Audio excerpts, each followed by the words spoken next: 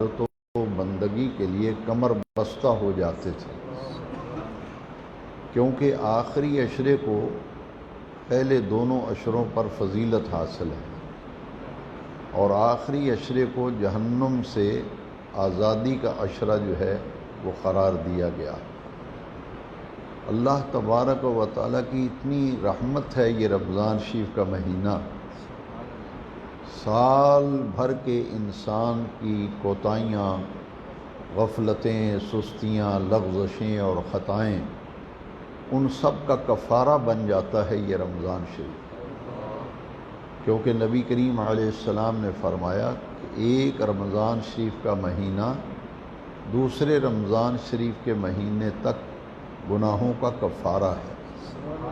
یعنی پچھلے سال جس شخص نے رمضان شریف کے پورے روزے رکھے، پوری نمازیں پڑھیں اور تراویح کی ادائیگی کی، اور اس برکتوں اور رحمتوں اور خیر والے مہینے کی قدر و منزلت کی احترام کیا، اگلے سال تک، یعنی پچھلے سال جس نے روزے رکھے، سارے اعمال کیے، اس رمضان شریف کے مہینے سے لے کر یہ جو رمضان شریف گزر رہا ہے، ان کے درمیان جتنے صغیرہ گناہ انسان سے واقع ہوتے ہیں، یہ مہینہ ان تمام گناہوں کا کفارہ بن جاتا ہے۔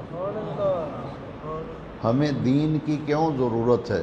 بعض لوگ یہ پوچھتے ہیں کہ دین اور مذہب کی کیا ضرورت ہے؟ جیسے انسان کا لباس میلا کچیلا ہو جائے تو بندہ پسند نہیں کرتا کہ میرے کپڑے میلے ہوں۔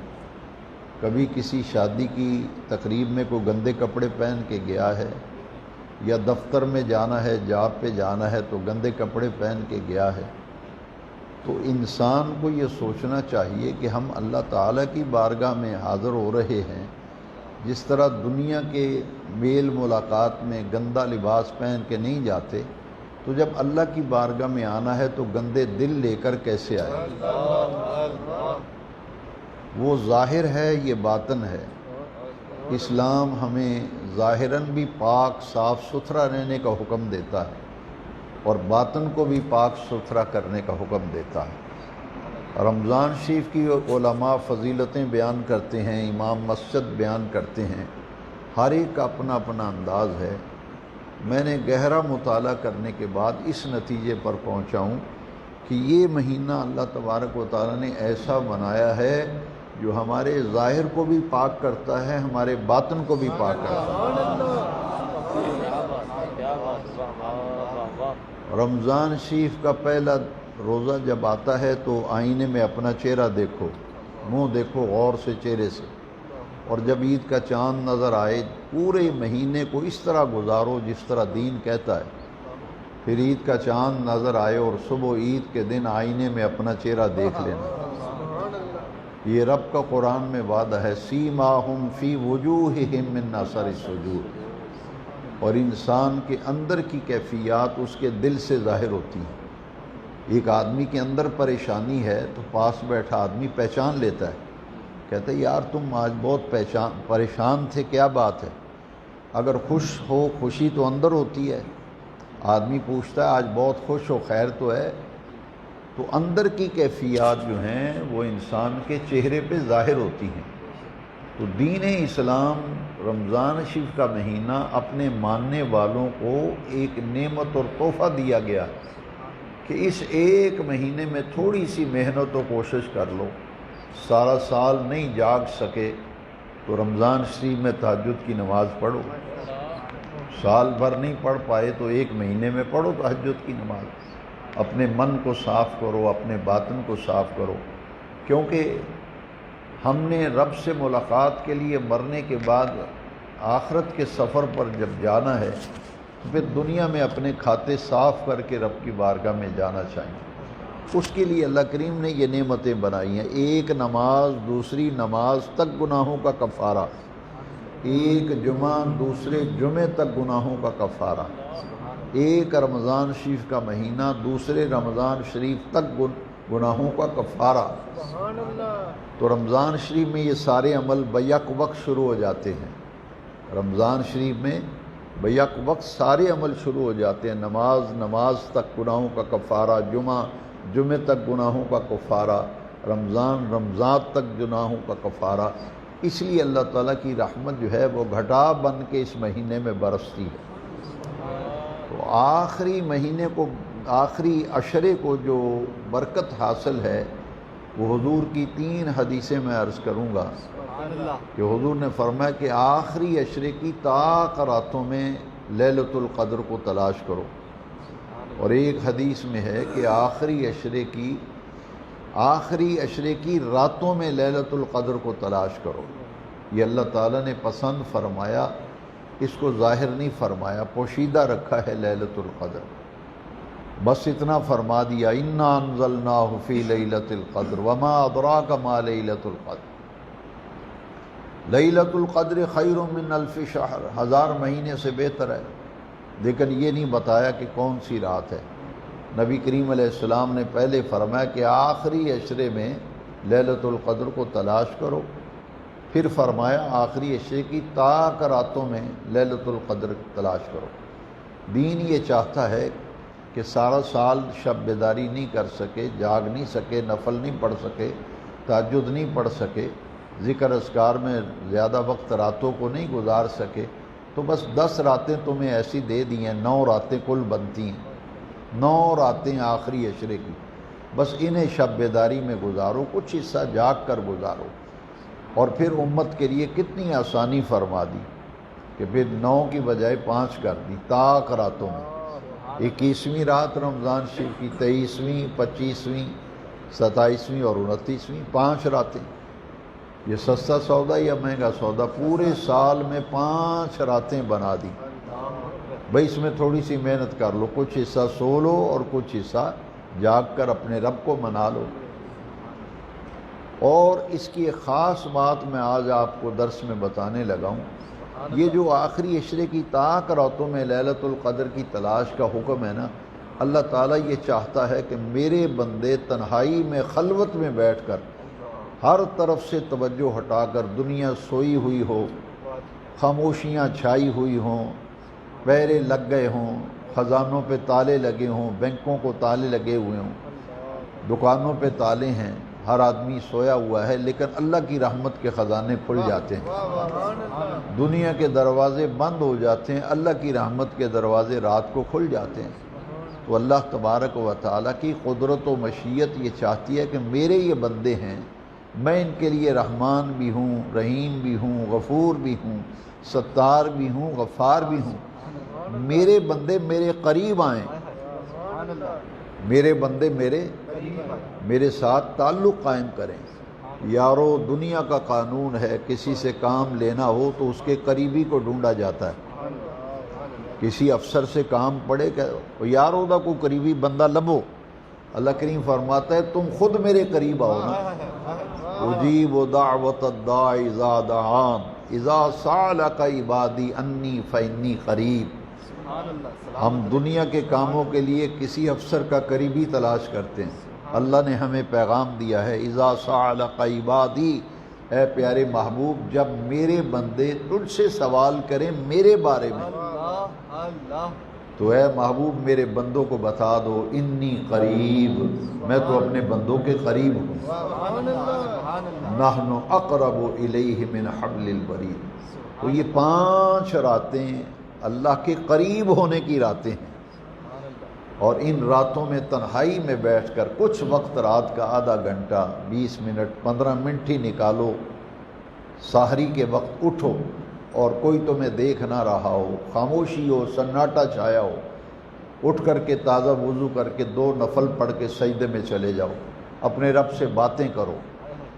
ہمارے حضرت شرف پوری رحمۃ اللہ علیہ فرمایا کرتے تھے تنہائی میں بیٹھ کر اپنے رب سے باتیں کیا کرو، کیونکہ اللہ کریم نے فرمایا اذا سالک عبادی انی فانی قریب، اے محبوب جب میرے بندے میرے بارے میں پوچھیں تو انہیں بتاؤ کہ میں تو ان کے قریب ہوں۔ اجیب دعوت الداعی اذا دعان، جب میرا بندہ مجھے پکارتا ہے میں اسی کی دعا کو سنتا ہوں۔ تو یہ اللہ سے تعلق بنانے اور اللہ تبارک و تعالیٰ کے قریب ہونے کے لیے پورے رمضان شریف کے آخری عشرے کو برتری عطا کی گئی، اور ان میں 5 راتوں میں شب قدر کو تلاش کرنے کا حکم دیا گیا۔ کتنی برکت والی یہ راتیں ہیں۔ اور پھر اعتکاف آخری عشرے کا، یہ خاص عبادت ہے رمضان شریف کی۔ حضور نے فرمایا جو آخری عشرے کا اعتکاف محض اپنے رب رسول کو راضی کرنے کے لیے، اللہ کریم کی رضا و خوشنودی کے لیے اور محبوب کریم علیہ السلام کی اطاعت میں جو آخری عشرے کا اعتکاف کرتا ہے، 2 حج اور 2 عمروں کا ثواب ملتا ہے۔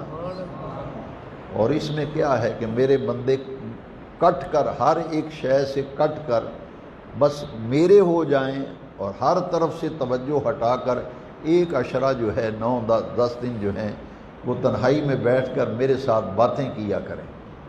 تو اللہ سے باتیں کرنے کا مطلب کیا ہے کہ رب کی یاد کا دیا اور چراغ روشن کر کے تنہائی میں بیٹھو اعتکاف میں، اور رب سے باتیں کرنے سے مراد یہ ہے کہ جھولی پھیلاؤ، رب سے مانگو جو مانگنا ہے، کیونکہ اللہ کریم نے فرمایا اذا سألک عبادی انی فإنی قریب۔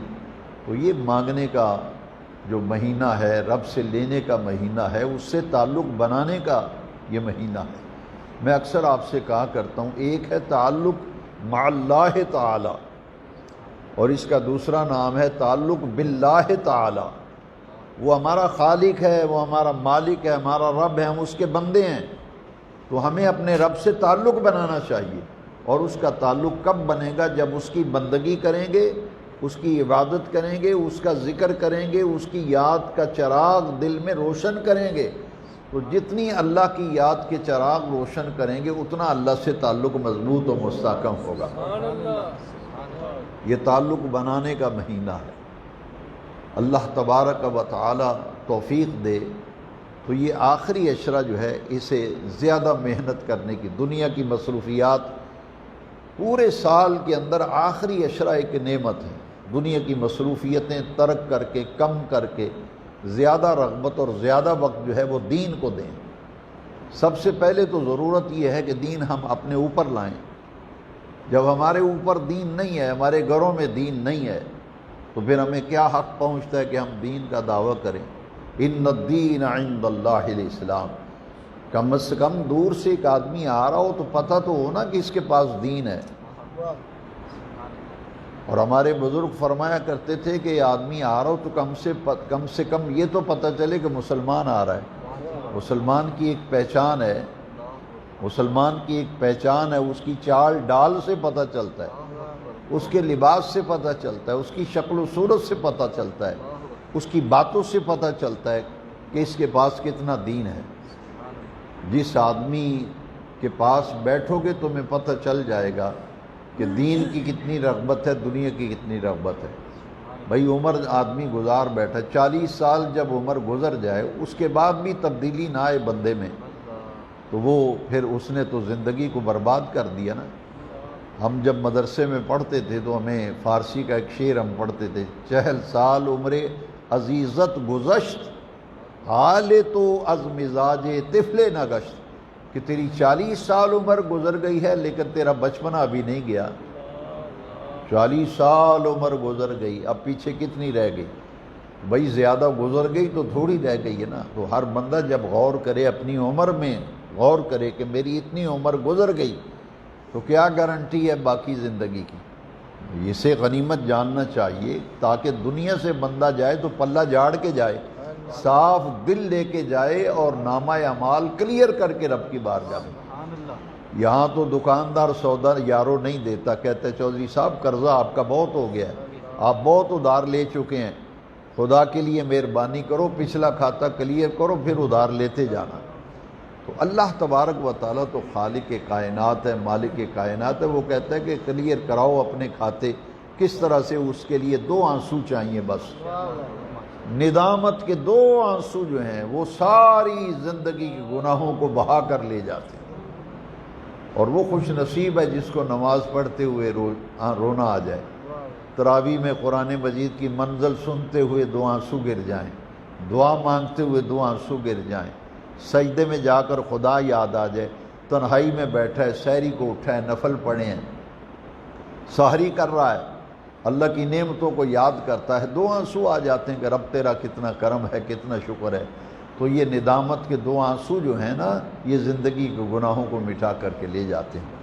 تو اللہ تبارک و تعالیٰ توفیق دے تو آخری عشرے میں تلاوت قرآن کی کثرت، نوافل کی ادائیگی اور توبہ و استغفار، یہ جہنم سے آزادی کا عشرہ ہے۔ اور اس کے لیے حدیث شریف میں ایک دعا ہے، بڑی ہی مختصر دعا ہے، اللہم اجرنی من النار، کیونکہ یہ آخری عشرہ جہنم سے آزادی کا عشرہ ہے۔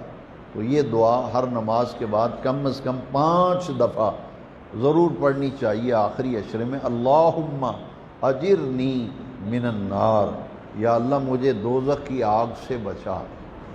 یہ دعا کتنی قیمتی ہے، اس کا کتنا فائدہ ہے۔ آج ہم دنیا کے نفع کو دیکھتے ہیں، دین کے نفع کو نہیں دیکھتے۔ بہت بڑا نفع ہے اس دعا کے اندر۔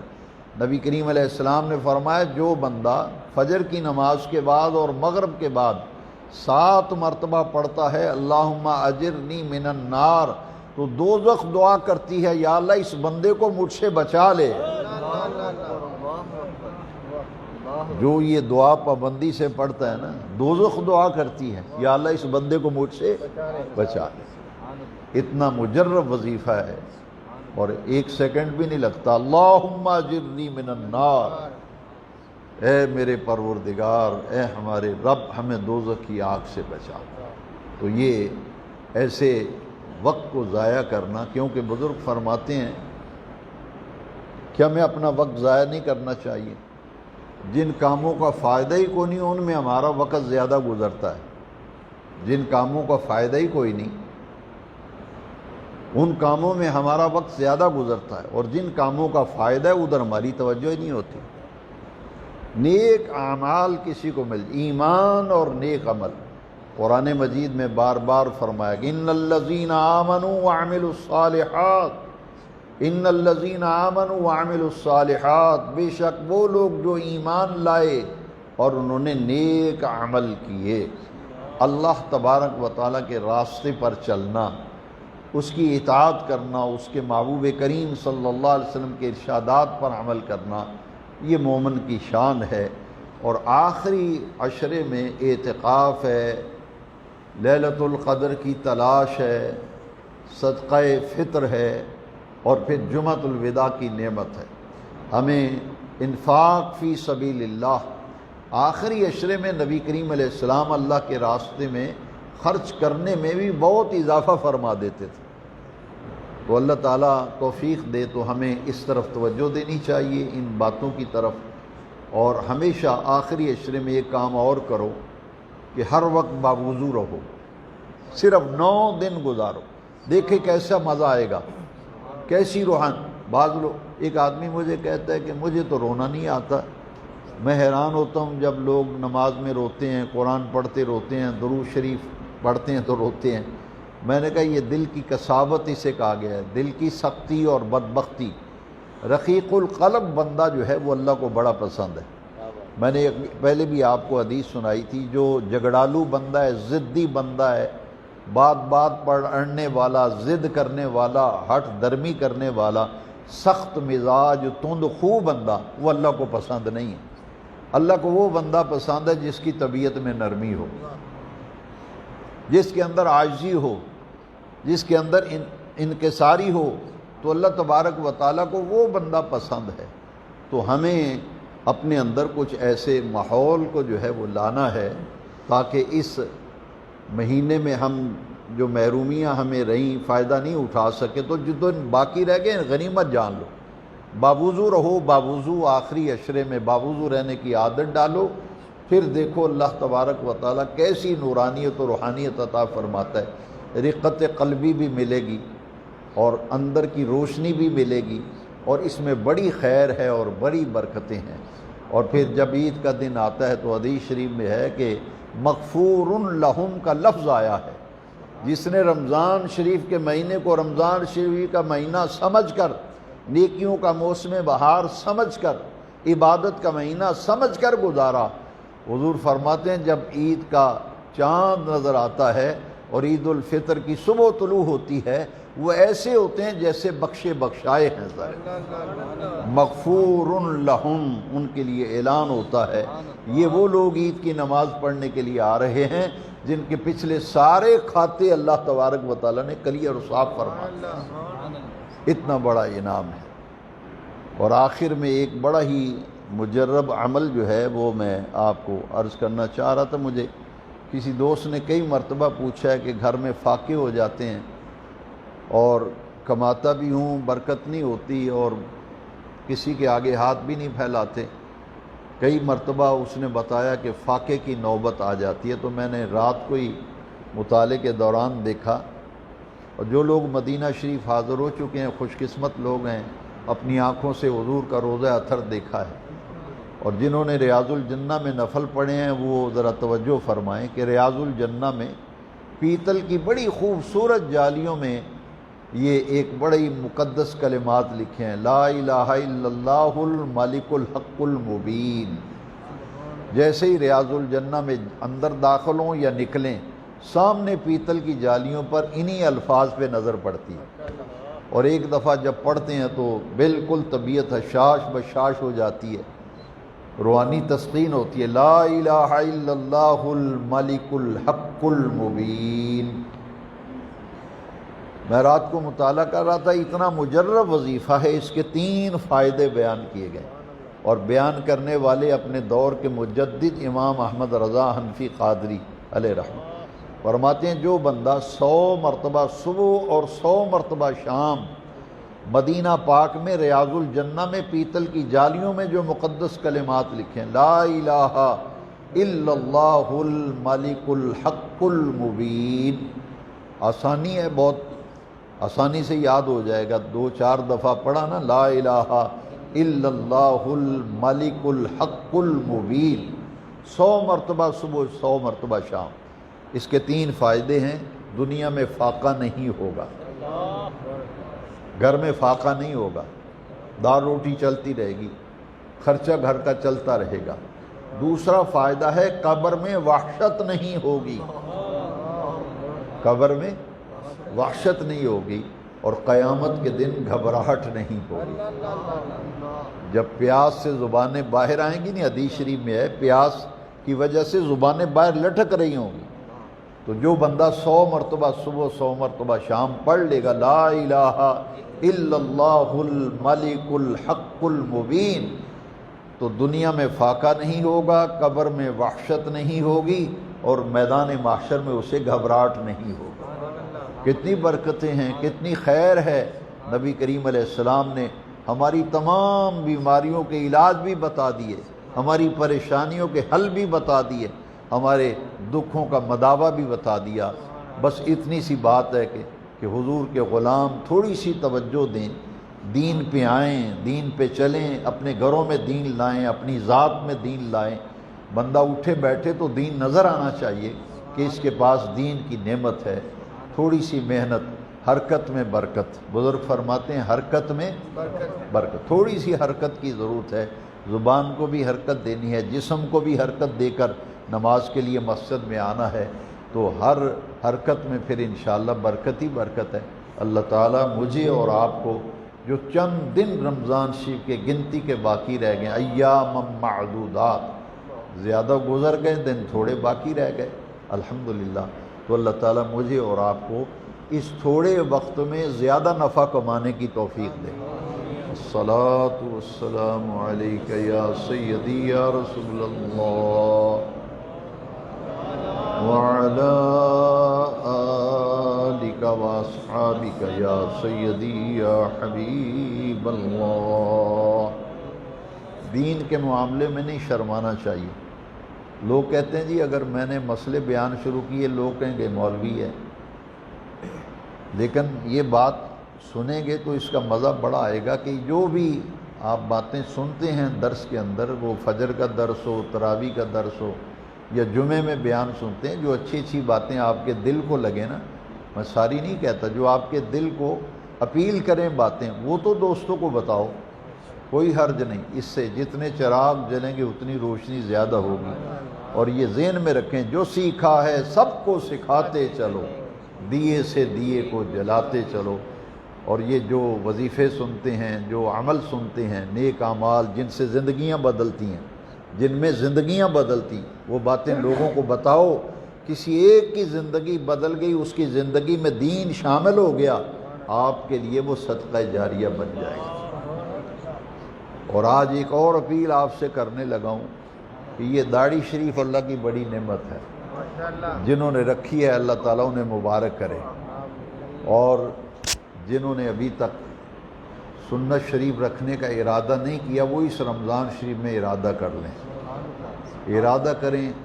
چہرہ سنت رسول سے مزین ہونا چاہیے، اور داڑھی ہو تو پھر سنت کے مطابق، داڑھی شریف رکھی ہو تو سنت کے مطابق۔ مٹھی بھر داڑھی جو ہے بالاتفاق سنت ہے، اور پھر نمازوں کی پابندی، حرام سے بچنا، ماں باپ کی فرما برداری، رزق حلال کی تلاش، یہ وہ عمل ہیں جو بندے کی آخرت کو بہتر کرتے ہیں۔ اللہم صلی علی سیدنا و مولانا محمد وعلی آلہ وعطرتہ بعدد کل معلوم لک۔ استغفر اللہ الذی لا الہ الا هو الحی القیوم واتوب الیہ۔ اے میرے رب کریم، دین کی پیاری پیاری باتیں سیکھنے سمجھنے کے لیے یہ تیرے عاجز و خطاکار بندے یہاں ہم جمع ہوتے ہیں، نماز فجر کے بعد جو وقت ہمارا دین سیکھنے سکھانے میں گزرتا ہے، یا اللہ اس کے لیے ہمیں مزید توفیق اور ہمت دے، جو باتیں سیکھتے ہیں سمجھتے ہیں ان پر عمل کرنے، انہیں آگے پھیلانے کی، دین کی دعوت کو عام کرنے کی ہمیں توفیق دے دے۔ اے رب کریم، ہمیں وہ زندگی عطا فرما جو عمل کرنے والی، ہمیں باعمل بنا دے، اور ایسی زندگی عطا فرما دے کہ دین ہماری زندگیوں میں نظر آئے، جس سے ہماری قبر بھی روشن ہو جائے، آخرت بھی سنور جائے۔ سب پیار محبت والوں کا بیٹھنا، درس سننا، دعائیں مانگنا، روزے رکھنا، تلاوت کرنا، سحری افطاری تراویح اپنی بارگاہ میں اپنی شان کے لائق یا اللہ قبول فرما۔ ہمارے عمل تو اس قابل نہیں، اس لائق نہیں کہ قبولیت کے درجے کو پہنچیں، مگر تیرے فضل، تیرے کرم، تیری رحمت سے امید ہے۔ ہمارے ناقص سجدے، ہماری ناقص عبادتیں اے اللہ تو قبول فرما، قبول فرما، قبول فرما۔ وصلی اللہ تعالی علی حبیبہ سیدنا محمد وآلہ وصحبہ اجمعین برحمتک یا